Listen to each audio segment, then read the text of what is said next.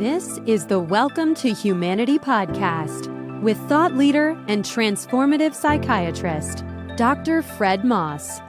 This show focuses on the betterment of humanity on a global scale. Each episode will leave you enlightened, inspired, and ready to make an impact in your world. Welcome to the show. Welcome to your life. Welcome to humanity. Here's Dr. Fred. As I've said before, and as I get to say today, one of the best things about being the host of Welcome to Humanity is I get to meet these spectacular human beings.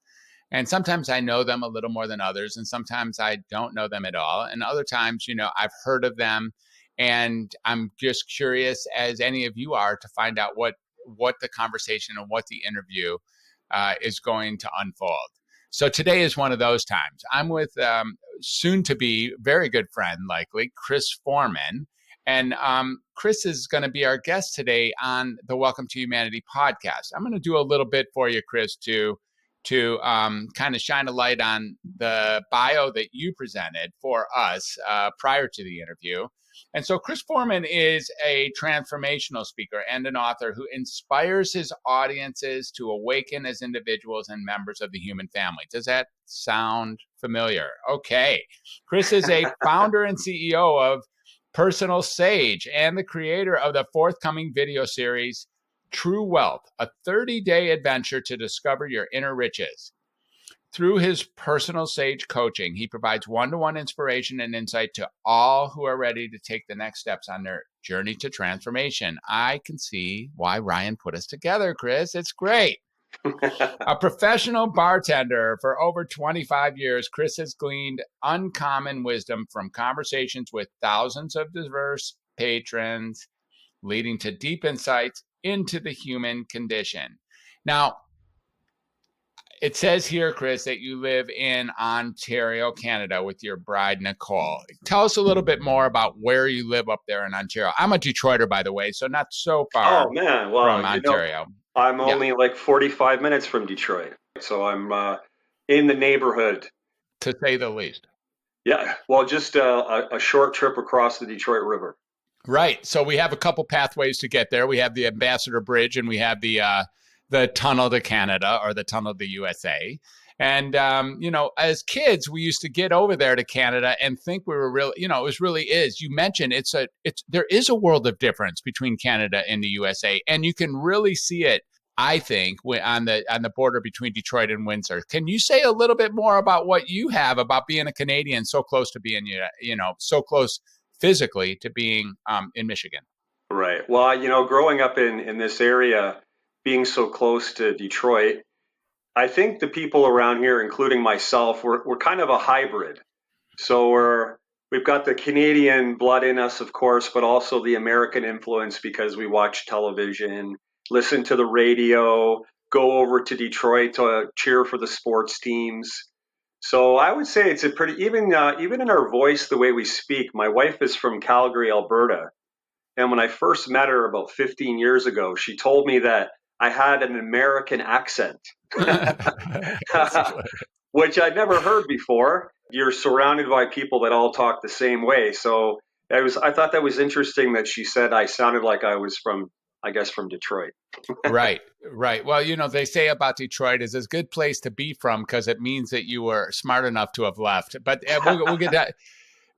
That isn't really how I feel about Detroit. I actually love Detroit to my bones. And, I'm a Wayne State University graduate, and I went back and forth to Detroit through most of my life until my mom passed in 2017. I haven't been back that much since, but it is, I have such a warm space for the Detroit area. Yeah. Dr. Fred, Detroit actually, even since 2017, has made a huge resurgence. I know.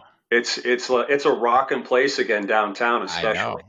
I know. I've been to the Eastern Market, and the cultural growth and the gardens and all the things that are happening in Detroit that have it be, like the number one in many different areas, like number one in permaculture, number one in gardens, number one, like really a place to even spend a holiday in Detroit. Like, let's go to Detroit. It's fabulous. Amazing what bankruptcy does for a city.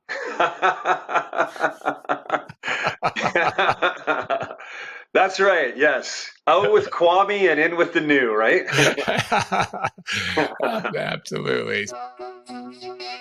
Each and every one of us is really dealing with something, right? No matter whether we're tackling some of the big problems in the world or maybe even the tiny ones, we all face challenges. Now, I've been a psychiatrist for many years, and I've worked with all kinds of people from all walks of life. I've worked with more people than I can really count, from various backgrounds, dealing with more issues than you can imagine, of all sizes and shapes. So naturally, over time, I've developed a number of ways to assist others in gaining a new sense of freedom and empowerment. Now, I'm pulling back the curtain on one of those methodologies, and I'm going public, revealing the process and associated mindset that contributed to using this particular method with maximum effectiveness. It's all laid out in my new book called Creative 8, Healing Through Creativity and Self-Expression. You can pick this book up on Amazon.com in either Kindle or paperback format. And as a listener to the Welcome to Humanity podcast, I'd like to offer you a completely free copy in audiobook format. Just go to welcometohumanity.net/creative and download your free audiobook copy of Creative 8 today. I really look forward to hearing about your Creative 8 breakthrough. Now, let's get back to this amazing conversation. Welcome to humanity. I interrupted your bio when I was reading it because my listeners, anyone who's familiar, with what I do, there's some overlap here, or really, there's some congruencies here between our lives that have been, and how we got to be who we got to be, and then who we get to be now for the people around us and moving forward. And even how we got our information, I'd be surprised. I mean, wouldn't be surprising to see that many of your patrons, the thousands of people that you had as customers as a bartender, are not so far away from the same patrons who I had in my psychiatric practice, both outpatient and inpatient. And, just sort of normal people dealing with life and managing to get around whatever the issues are, using whatever means they might use to do so. And, feeling like maybe there's something wrong, or some way to get things better, or some way to, drown our sorrows, or some way to take away this particular uncomfortable mood or uncomfortable experience, or maybe just to meet people and to, to make interactive mistakes, or all the things that people do. It seemed like we probably have an overlap in the population that we spent time with, you in the bars and me in the psychiatric field. And so, and we've come to similar or even different conclusions about what humanity is about, and what it is that we can do, or what it is that we can say, or what it is that makes us curious or wondrous, or what brings adventure into our lives when we're with people. So sorry for the long stay there, but you see what I'm saying, right? I mean, I do. Oh, Yeah. Well, totally. There's definitely an overlap there. And, I have the added advantage of serving people alcohol. Yeah. which I've always been a firm believer in vino veritas. And, I guess you could say the walls of inhibition begin to melt as each drink goes in. So, there's probably people that have told me things that they may not even tell you. Yeah. No, I mean, I think you're right. And I think that the inhibition, I mean, there's a lot of drugs. There's a whole lot of mind-bending drugs inside the psychiatric field. The field is built around that notion in many ways. But it's not people who are sitting there saying, please, bartender, bring me more. That's normally it's people who are, it's not medications or drugs that are, some of them are, by the way, the ones that are more closely related to alcohol than others are the ones where, my patients might ask for extras or lose their prescription at the end of the month early, or whatever they need to get their extra doses. So, yeah, tell us a little bit more then about the lubrication, about what happens to people as their disinhibition starts to arise, as their inhibitions fall aside. Right. What do you notice, and what have you learned on the other side of that bar? Well, that's a great question. I actually feel, in my opinion, that the alcohol, usually with most people, it just brings out who they really are. I know sometimes people think, oh, he's one way this way, but he's the other way when he's not drinking, and that's true, of course, with all of us. I'm a big believer, though, that usually with people, the alcohol kind of brings out what's inside them already, and it just gets them in that feeling, that state of allowance where they give themselves permission to just let out whatever they're feeling. Mm-hmm. Which I always Okay. enjoy. I mean, that's one of the reasons why I've been a bartender my whole life, is because I love how people will share their innermost thoughts and their personality and their feelings, sometimes with complete strangers who are sitting beside them. Mm-hmm. Yeah. So, I hear what you're saying. And so this disinhibition syndrome, which I think we could talk about a little bit in many different ways, including, well, it may be especially in alcohol, but there's other drugs or experiences. The disinhibition, this idea that if you remove what's in the way of people, they get to be closer to who they are, like closer to who they know themselves to be, like not clouded by whatever veils that people tend to put up in order to just survive the world, right? Right. So you get somebody who's one or two drinks in, and then they're, I think we used to call it loose lips or something like that. They start saying stuff that they've never said before about that, or about their partner, or about the person sitting on the other side of the bar, or something like that. It seems like there's two schools of thoughts, that although that is an experience that feels like maybe it's more genuine, like more pure, more authentic who they are, there's another thought that is almost like too loose on the edges, or too much, like who we really are is self-contained and disciplined and monitoring what we say, and that's part of being, human. And then on the other hand, loosening those reins, Mm-hmm. maybe Mm-hmm. that is more who we are. What's your thoughts on that? I'm gonna just give you the first thing that popped in my head. Actually, I sort of see it like we all have an inner child inside of us. And when you're a little kid, you're so free with how you feel, whether it's joy or sadness or frustration or excitement, all the human emotions. When you're a little kid, it's so much more pure. It just comes out, it flows out of you. And so I feel it's kind of, in a way, tapping back into that little kid inside of yourself who just loves to express itself, whether it be having fun or laughing or just being spontaneous, or maybe just being frustrated or disappointed. When people love being around little kids because they're just so pure in their expression.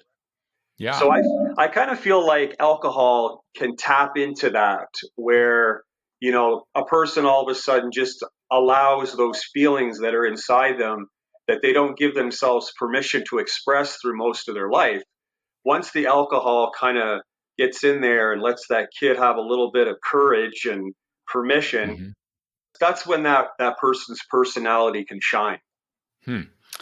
Well, this is great. So let's take this one dive in, one more step in deeper. And I wonder, so there's a couple things that become obviously impaired once alcohol. For instance, they say for sure that driving is impaired when once intoxicated, and I suppose we'd have to agree with that. But you don't want to tell the intoxicated driver sometimes that they're not driving well. They have it that they're finally driving right or something, Yeah. So there's this impaired judgment notion, this idea of, you wouldn't want anybody to handle heavy equipment, or maybe you wouldn't want someone to take the front of the room representing their corporation. Or maybe you wouldn't want someone to take the cockpit in preparing an airplane. Or maybe you wouldn't want somebody to run the government, or, at any level, not just the national government, but even the local city government. Or, there are some things, at least, where the prevailing conversation supports the notion that once intoxicated, you're less capable of functioning properly in certain settings. Mm-hmm. What do you say to that? Well, I would say to that is, it comes down to an individual basis, right? So, of course, There's people when they're under the influence are impaired in different areas of their life, but perhaps in other parts it actually makes them better at what they do. Like for Hmm. example, maybe dancing. If you're at a Yeah. party and you're dancing, you have a few drinks in you, you loosen up a little bit, you allow that inhibition to melt away, and all of a sudden you're a dancing machine. Right. Exactly.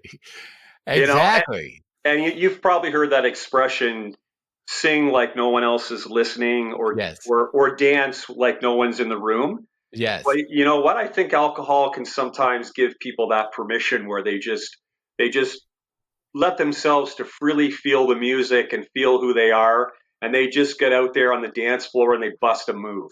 That's great. I've totally seen that. We've all seen that, and sometimes that move is busted on top of tables, and even then, it's kind of fun, and or with a certain level of clothing taken off in public or something. Like that's another space where this can happen. And although I jest a little bit, there is some loosening that allows for that kind of behavior. Sort of like breaking free from the rules that bind us. Right, Like exactly. who gives a shit? I'm getting on this table, or who gives a shit? I'm ripping off my shirt, or something like that. And it's fun. It's fun to be a kid. It's fun to say screw this noise or screw these silly rules or something like that. And there is a release and a freedom that is certainly experienced not only by the intoxicated, but the ones who are with the Right. intoxicated as well. Yeah. Right. I got a quick little story for you. This will just kind of Yeah, please. explain what we're talking about. Well, I got married in Key West a little over 9 years ago, and we had our ceremony. It was in the evening at 7 o'clock. So I thought I want to do something later in the evening to just surprise people. But I thought I better wait. I have a really cool idea, but I'm going to wait till about 10 o'clock at night once people have had a few drinks in them and Okay. they're kind of relaxed. So what I did is just after the speeches, people started dancing and having a good time. What I did is I arranged for 3 drag queens to show up. Okay. All right. So right in the middle of the dancing and the wedding reception, these 3 drag queens literally came out of the bushes. Okay. All right. And if you've ever been to Key West, they have I have. probably some of the best drag queens in the Oh world. yeah. Oh yeah. Well known for it, for sure. Indeed. So I got 3 of them to come out and entertain the group, and it was perfect. People were, they'd had some drinks, they were having a good time, they were enjoying themselves, dancing, feeling the music, and then these 3 crazy drag queens show up and put on a 45-minute show. Wow. Super fun. Super fun. What a cool thing to do on your own wedding. That's really great. I love it. And and it's again sort of mixing in the disinhibition that comes with the imbibing of alcohol. There's do you feel like alcohol is specifically a drug that allows for that, while some of the other there's different mind altering substances, both illicit and prescribed, some of the others don't quite hold the same Right. value or quality? Or do you feel like really altering one's mind from the being stuck in this, this particular astral plane is always welcome? Well, I suppose that all depends on the person and their personality, right? Mm-hmm.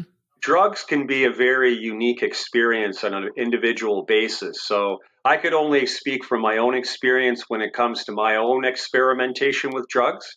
But I think it's safe to say Mm-hmm. there's a reason why alcohol has been around for thousands of years. Mm-hmm. Yeah, go ahead. Go ahead with that one. That what is that reason? How come alcohol has been utilized and has been around for thousands and thousands of years? Well, I think it probably just because it allows people to get in that state and that feeling that they have where they feel they're allowing that fun, playful child inside themselves come out. So Yes. I have a unique ability in that for whatever crazy reason, I can tell just by being around someone usually how many drinks they've had. Yeah, I know the feeling. Yeah. Like I can tell you, oh, that person there, they've had probably 2 or 3. This person over here, they've probably had about 7 or 8. this guy over here, he really needs one right now. He just got here. And, so and so over here, they've probably had enough. Mm-hmm. Yeah. Yeah. So was that kind of your job when you were a bartender to monitor that, or is it really the bartender's right or the rule to kind of serve it up until they can't handle it anymore? What is the? Are you asking for my own personal philosophy? No, I really don't know. I don't know this answer, and I'm thinking my listeners are probably pretty curious about this as well. Sure. I mean, what is the motivation of the bartender? I can tell you what mine is. It's really to get in the person's head so that I can tell, what is it that they're feeling, what is it that they're looking for, or what could maybe give them a lift or make them feel better, or maybe I can just join them in how they're feeling. And so what I do is I tailor my approach to my customers depending on what state of mind I think they're in. Getting into your patron's head, and looking for what can you do to give them a lift? What can you do to make their life a little bit better? Right. How can you serve them to have their life take a step forward? Yes. Absolutely. Absolutely. Yeah. And it just depends on the person, right? Like when I was bartending at my other place in London, Ontario, I worked at a business hotel for about 16 years in the lounge. And so that gave me the opportunity to meet people from all over the world. So it was always an interesting experience to have at my bar. In that case, it was 8 seats. So when it was a full bar, you might have 8 people from 8 different countries in the world. And, all sitting there. And I always felt like it was my role to, I guess, act as a catalyst to get people to intermix with each other and to get conversations going. And that was one of the great pleasures in doing the job was getting that ball rolling where, you'd have a person from Germany and a person from maybe California, somebody that's a local that came in, somebody that's from Saudi Arabia, places like, where they're all there for business, but they're sitting in the bar and now they're just relaxing. And I always enjoyed getting them to connect with each other and then just sort of step back and watch things unfold. Yes. That's great. Yeah. So, it's interesting. Theoretically, this is what a psychiatrist does. It's not any longer what a psychiatrist does, but the different things that you see your purpose as are in many ways very similar to what I see my purpose as. And I'm not even sure that I think you're more well equipped to provide those services than the average psychiatrist, to be honest. Well, thank you. That's very flattering. Well, it's not just only in your personality, which is certainly a tremendous tool that you have with people, but in what's available to you. You have an open space, you have a willingness to bend the edges, you have like a lack of rules. In psychiatry, when people get up and dance on the table, I would have to do something drastic just to manage that, even if I enjoyed the show. Wow, really? See, and here I encourage it. Right, exactly. And this is a big deal. Like if someone goes into the middle of the room and starts dancing on the tables, or starts over flirting with the person down the at the kitchen or something, I as a psychiatrist have to take out my fire extinguisher. Whereas you get to take out your lighter fluid, and it's like.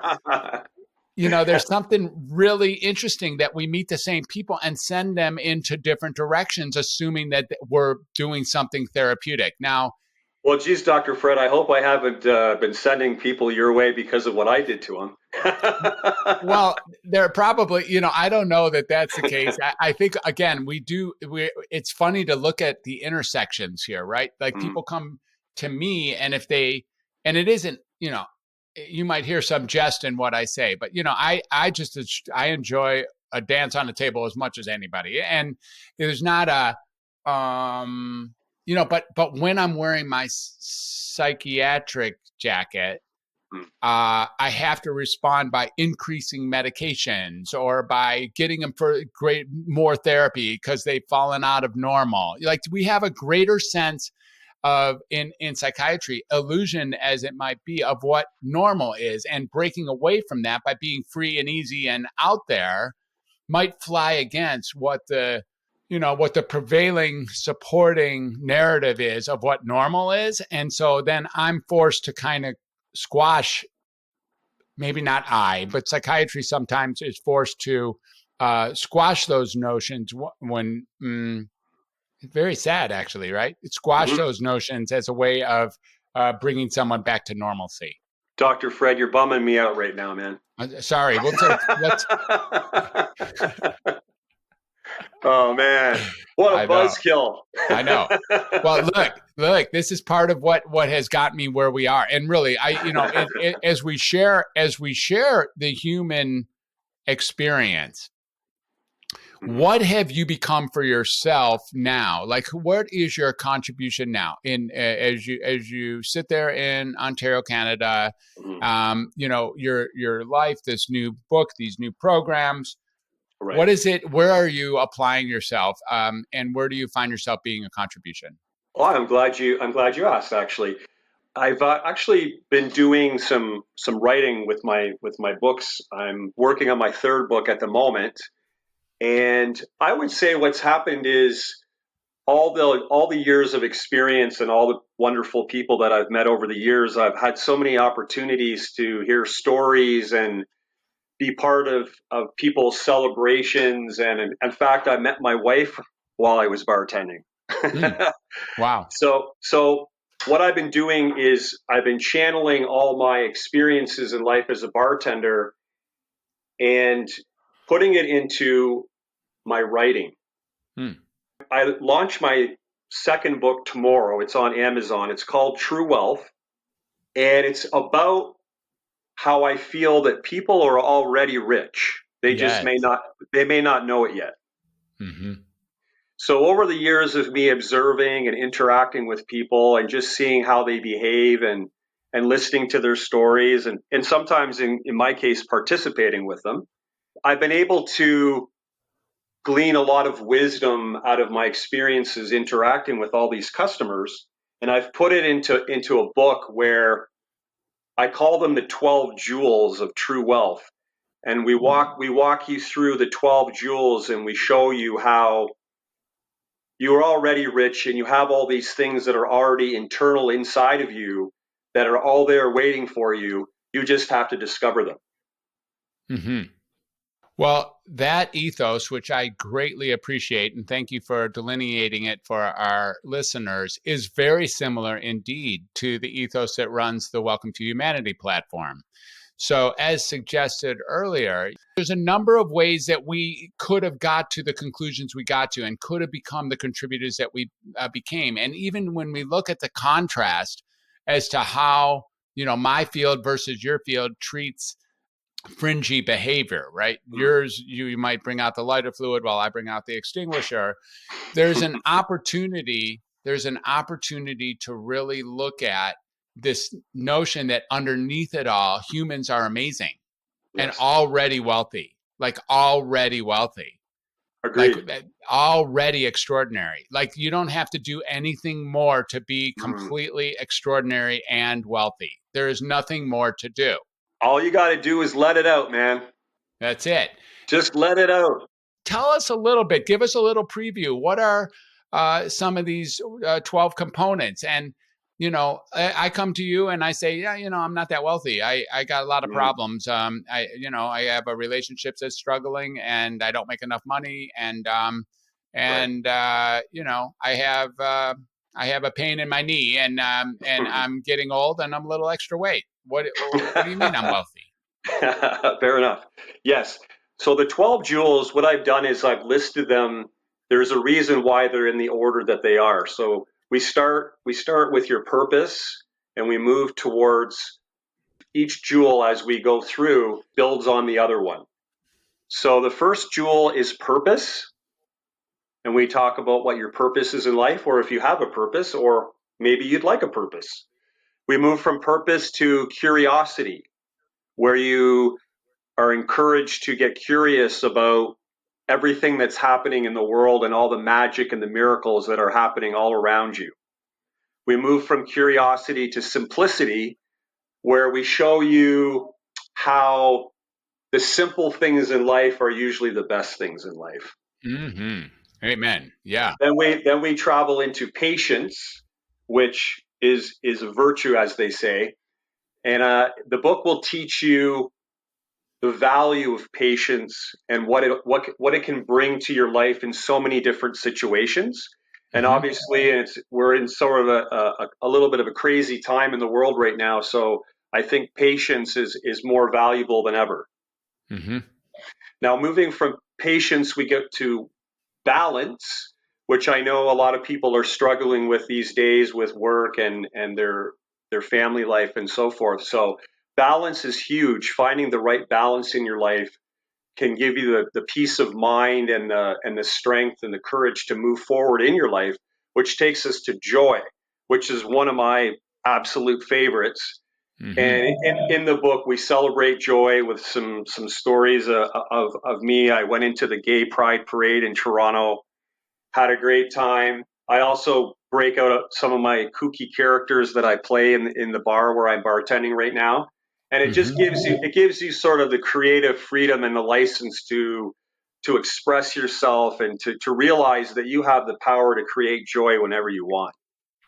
So is it more of a creativity based jewel than some of the other jewels that you have?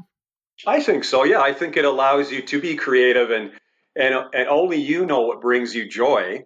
And so you just, with me, I just put my characters out there or my spontaneous sense of humor, and I just throw it out there, and maybe it is spreading the joy. Maybe it's just me laughing sometimes. Yeah, you have a great But laugh. You have a very thank infectious you. laugh. Well, thank you. Yeah. I like to bring joy to whatever I do, even if I'm just at the grocery store or waiting in line somewhere. I usually take an opportunity to just bring joy to the moment. There's always opportunities for it, which brings us to gratitude, where obviously gratitude is something that we can always feel in our lives. Just because I feel like we're so blessed, especially here in North America, we sometimes forget all the wonderful things that we have access to. Like even it's just listening to all the music that's been created, or all the possible food choices we have, or being able to have a hobby that you love, and just being grateful for your family or your health. There's just so many reasons to feel thankful for what we have. Yeah, that's fabulous. And how does it wind down? What is it? How do I know that I've reached the 12th jewel and that, I got all 12 of these in my back pocket? Thank you so much. Well, it's funny that you asked, Dr. Fred, because I have the answer. Good. So our next jewel is health, and obviously that's huge, because in my case, in my own personal story, my wife has 3 different kinds of cancer. And this is something that she's been living with for several years now. So I have a very deep appreciation for the value of health. Now, my wife is doing great right now. She's currently under treatment, but her treatments are going amazingly well. So Beautiful. we're both, thank you. We're both very, very grateful and very happy for any kind of wonderful health in our lives, including my own health. The world's a different place when you're sick, when you don't feel well. It's happening out there. It's still the same world. It's just you perceive it in a different way when you're not feeling good. So I go into that in the book, and I teach you how that health is very of value to you, even if you're not having 100% health. There's still so many parts of your life that are healthy, and so many things going on that you can be grateful for and that you can focus on. That health is a multifaceted part of your life, but it's huge. It's hugely important. And I encourage everybody in the book, I give them some suggestions that I think it's things that people already know. It's just a nice reminder to remember how valuable your health really is. Okay. Got that. After we move from health, we go to courage. And courage is to have the courage to write a book and put yourself out there, to have the courage to step onto the stage of life and let your light be shown to the world, to be courageous enough to take on a health challenge, or courageous enough to start a new job or start a new business. There's a lot of that happening right now with the pandemic. So I feel like as we come out of the pandemic next year, it's going to take a lot of courage for us to rise above the challenge and to what I consider to be the next evolution of humanity. Mm-hmm. Mm-hmm. Now we got our last three, Dr. Fred. Are you ready? I am. Okay, number 3 is hope. And the hope jewel is essential because right now, I think in these uncertain times, there's a lot of people that are losing hope, and they're struggling and they're frustrated and they're desperate, and maybe they're have an addiction, or they've lost their job, or they're afraid of losing their house. And so reconnecting to hope and showing people, which I do in the book, showing them that there's so many reasons to still be hopeful.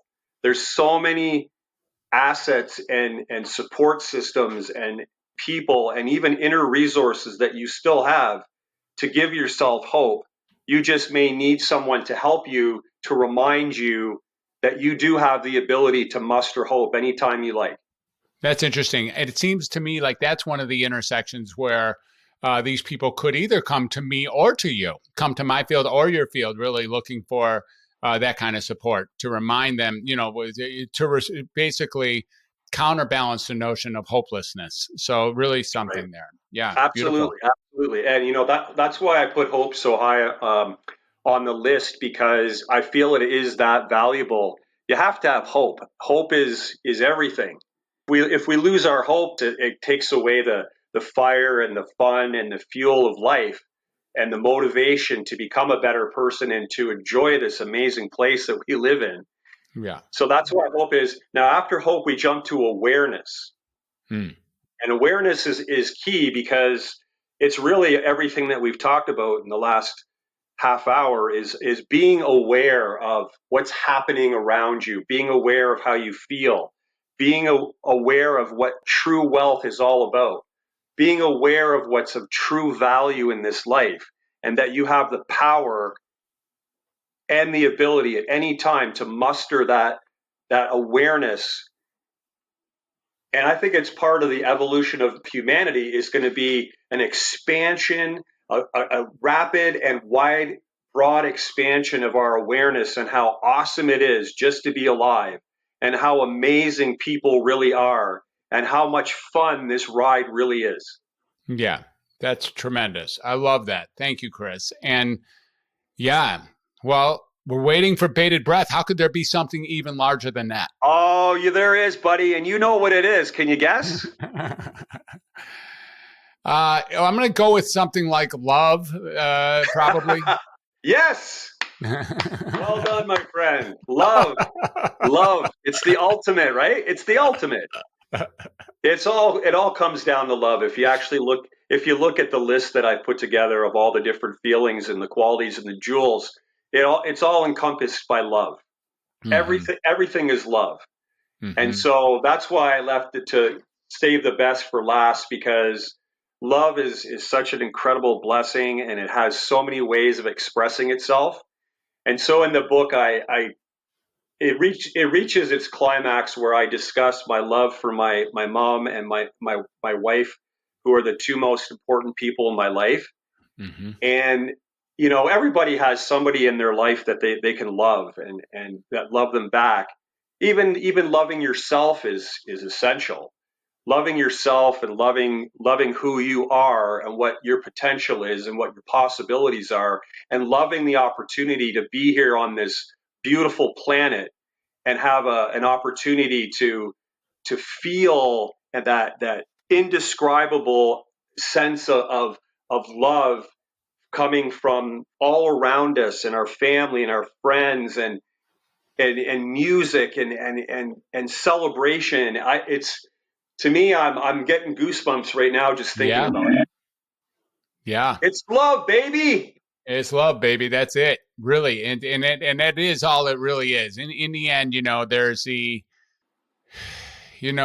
when you can still love and, it's almost like, it is somehow greater than hope and greater than awareness. It's something like it encompasses the whole picture, I guess, is what I'm hearing you say. Yes. Yeah. The love and the feeling of it and what it is embodies all the jewels. They're all in exactly. they're all in there. They're all in there. And so the biggest takeaway is obviously, if you can cultivate and celebrate and enrich your life with as much love as you can and share that with yourself and share it with the world, your life is going to be amazing. That's why we're here. It's why we're here. You're right. Mm-hmm. Yeah. Yeah, I got it. It is exactly why we're here. It's all we have in the end. That's right. That's great. Absolutely. And I wouldn't have it any other way. Right. Exactly.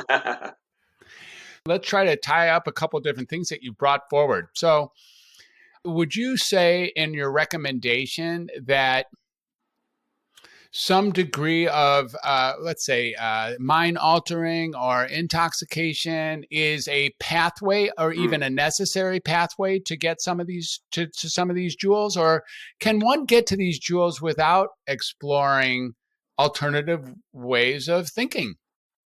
Absolutely. No question about it. No, there's no question. I mean, speaking for myself, of course, I practice these jewels and have them in my life, and I express them every single day. I'm doing it right now while I'm talking to you.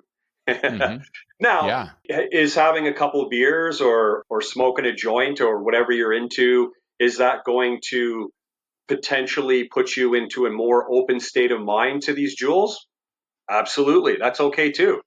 All I'm saying is that there's many roads in life and there's many paths to find whatever it is you're looking for in this world. And so if you want to cultivate true wealth and the jewels in your own way, I totally encourage you to do that. We're all on our own individual journey here. And so whatever your takeaway is from the 12 jewels is completely your own. Mm-hmm.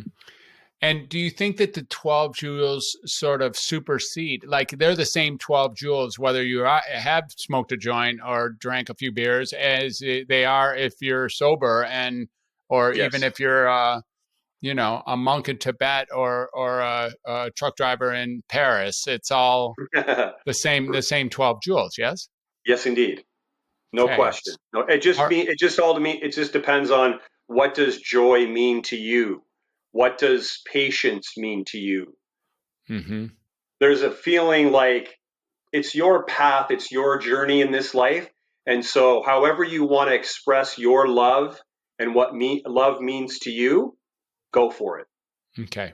Beautiful. All right. So what does love mean to you? Love means everything to me. It's about rediscovering yourself. For me, it's to help ease people's suffering, to find a way to connect to yourself and find the wonder and the joy of feeling like a little kid again. Love provides hope for our future, especially in times like these with what's happening in the world with the virus and the pandemic. Love I believe is what's going to get us through the challenges that we're going to be faced with in the next couple of years.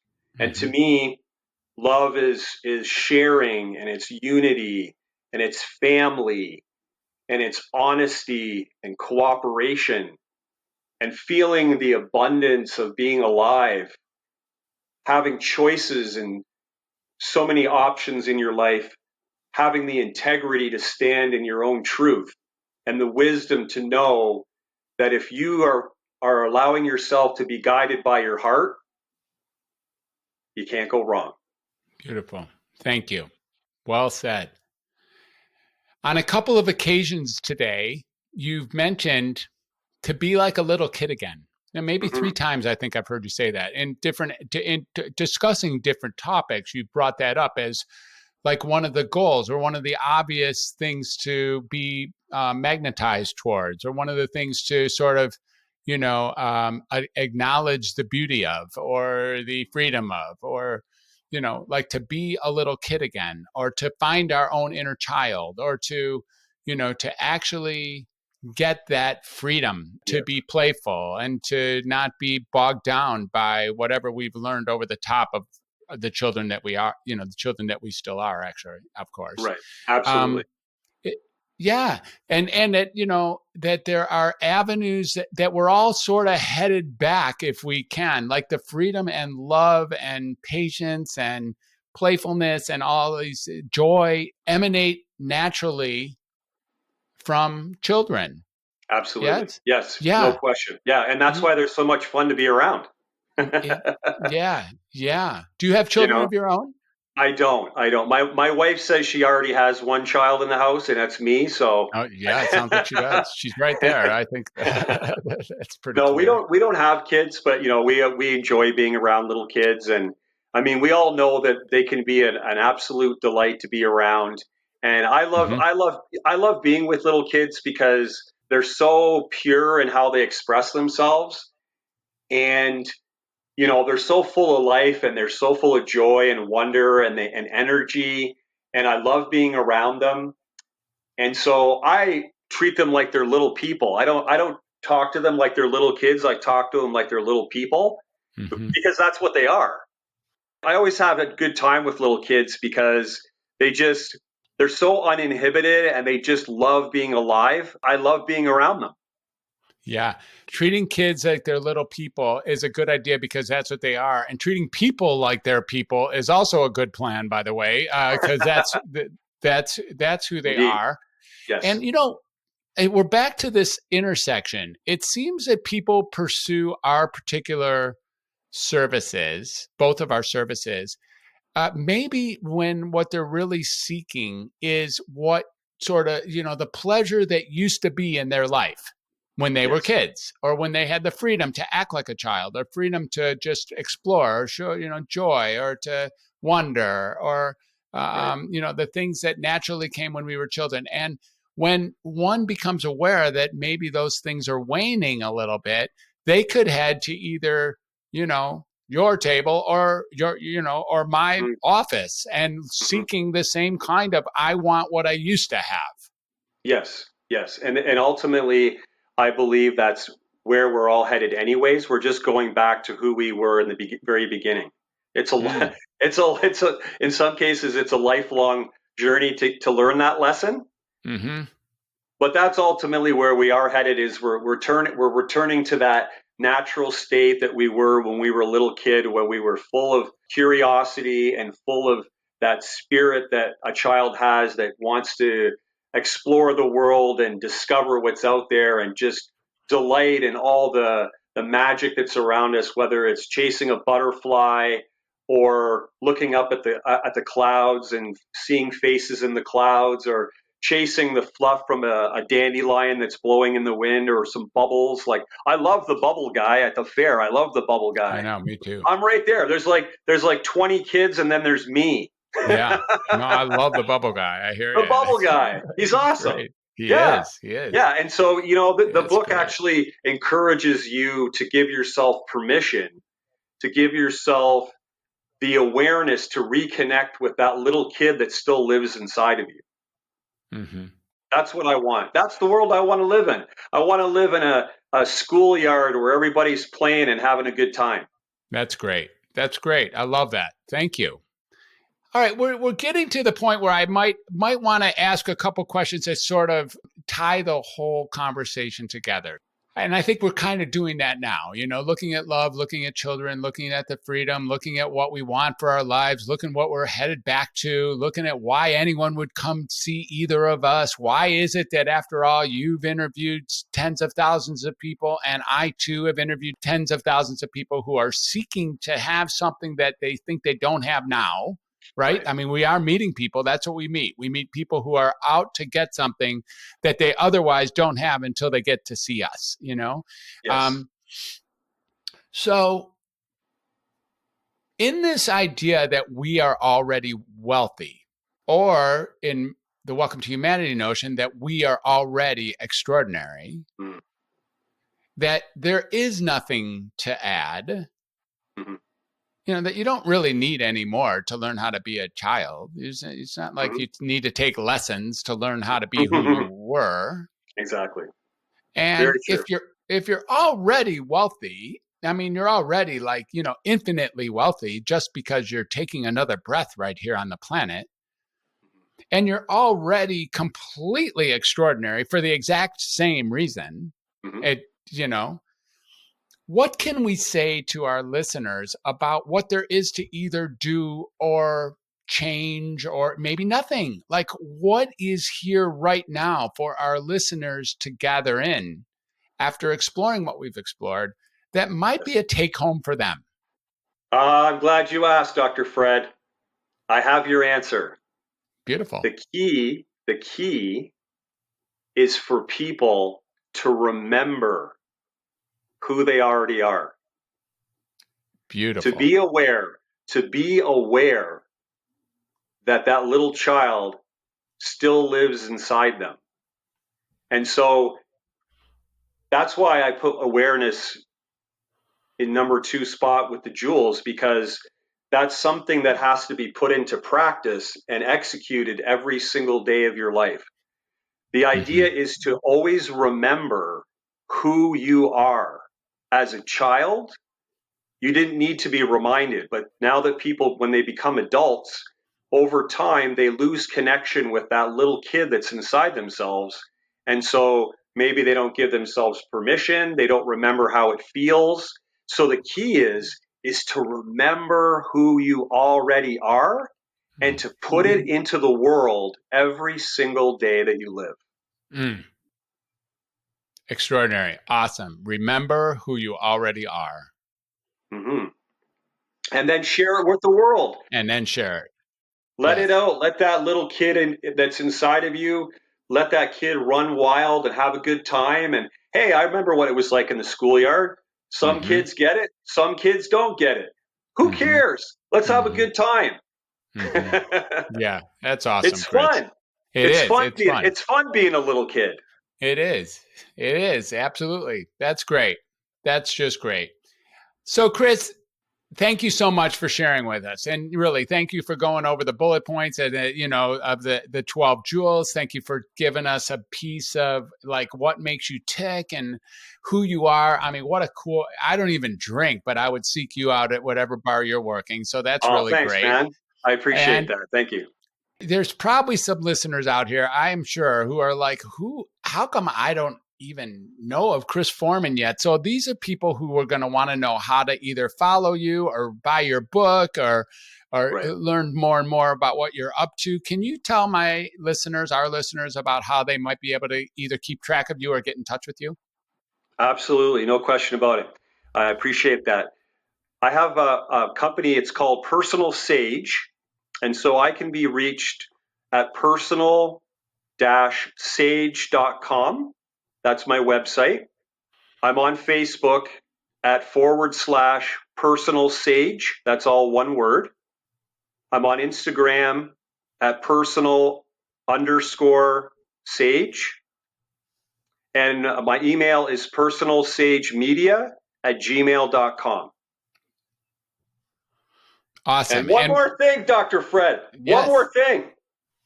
Big news is tomorrow, my book launches on Amazon. Yes. It's called True Wealth, and we've talked about it today, and I'm super excited about it. And I'm telling you, Dr. Fred, I believe this book is going to change the world for the better, and I'm super stoked about it. That's great. That's great. I guess they would just punch in your name or True Wealth, and then that's what would come up and they could buy that. It's not for pre-sale right now. You have to wait till tomorrow. So Exactly. By the time people are listening to this, though, it'll be probably a bestseller by then. So let's hope. Well, if you spread the word, my friend, I'm sure it'll be well on its way. All right. Well, Chris, is there anything else that you want to say? Do you feel like you've, crossed most of your T's and dotted your I's? And, have we taken care of the P's and Q's? And is there anything here that either you haven't said, or you just figured out, or you just discovered, and it doesn't have to be an answer to this, that you want to say to our listeners or to me? Go ahead. I do. I certainly do. I appreciate that. Thank you. Well, first of all, I just want to thank you, Dr. Fred, for this opportunity to share my message and my passion for people and my passion for life. So I really want to, shout out my appreciation to you. My pleasure. Thank you. And I want to share my feelings of I want to know that people understand how amazing it really is just to be alive, and that there's so many incredible things about being a human being. And so I want to live in a world where there's a lot of little kids out there that are just enjoying their life and sharing their energy and their spirit. And as we come out of the pandemic next year and we move forward in our lives, I think that the more people that become aware of who they really are and how extraordinary human beings actually are, I think the world is going to be an amazing place moving forward into the future. Fabulous. Awesome. Thank you. Thank you so much for that. And thank you for being a guest on Welcome to Humanity. It has been an honor and privilege to be with you today. I have really learned a lot, and it has had me looking at my own personal self, as well as the work that I do, the fun that I have, and the child that I sometimes don't let out. So the opportunity is here for me to be, to remember who I already am. And I truly appreciate that as well. And it's just it's a gorgeous opportunity to interview people like you and to really be reminded of what it is to be an extraordinary and wealthy human being. So thanks again for being a guest. It's just been a pleasure to have you here, Chris. Feelings mutual, Dr. Fred. Thank you. You're welcome. And listeners, thank you. Thank you so much for hanging on and for being here till this point. I wouldn't be surprised if we have Chris Forman on again in a future episode. And for now, we're going to say farewell to Chris and to you. And we're going to really thank you for being with us. And I hope you've enjoyed this interview as much as I have, because it's so spectacular to be with you and to be a host and to be able to interview just extraordinarily wealthy people like Chris Forman. So thanks for being with us. Have a great rest of the day. We'll catch you in the next episode. And don't forget, welcome to humanity. Bye for now, everyone. Again, I just want to thank you for tuning in today. So what I'm walking away with this conversation is it really doesn't matter whether you're coming from the bartending viewpoint or whether you're coming from the psychiatric viewpoint. People are really just looking for relief a lot of times, and they go to different places to receive that relief. What's really fascinating, though, is that when Chris and I really spoke to this, we saw that we came to the same conclusion about people. And this idea that the service we were providing was the service of listening and the service of respecting people for the humans that they are served everybody. So it was really remarkable to get that whether we're coming from the mental health standpoint or coming from the alcohol/party standpoint, we get to the same conclusion.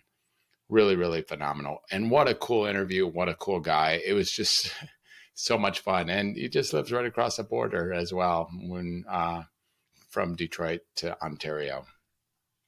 So maybe you were listening and you thought of a person or your family member or a friend who really could use this episode. And go ahead and reach out to them right now and invite them to listen and to subscribe to the Welcome to Humanity podcast. And while you're at it, I'd like to ask a favor of you. It's a small effort, but it makes a huge amount of difference. Could you just please take a moment and hit the subscribe button right there on your podcast player? And that way, you'll get the latest episodes as they become available. And if you appreciate what we do here, could you just take a few minutes and leave a positive review on Apple Podcasts? As it turns out, subscribes and reviews are the two major ways we can reach more listeners with the Welcome to Humanity podcast. And if the conversations we have here are contributing to your life in any way, go ahead, pay it forward by subscribing and leaving a review. I would be truly grateful for that support. And also, to catch up on past episodes, head on over to welcometohumanity.net/podcast. And again, until next time, this is Dr. Fred, and this has been another wonderful episode of the Welcome to Humanity podcast. Thanks for listening. Have a beautiful day. I'm out.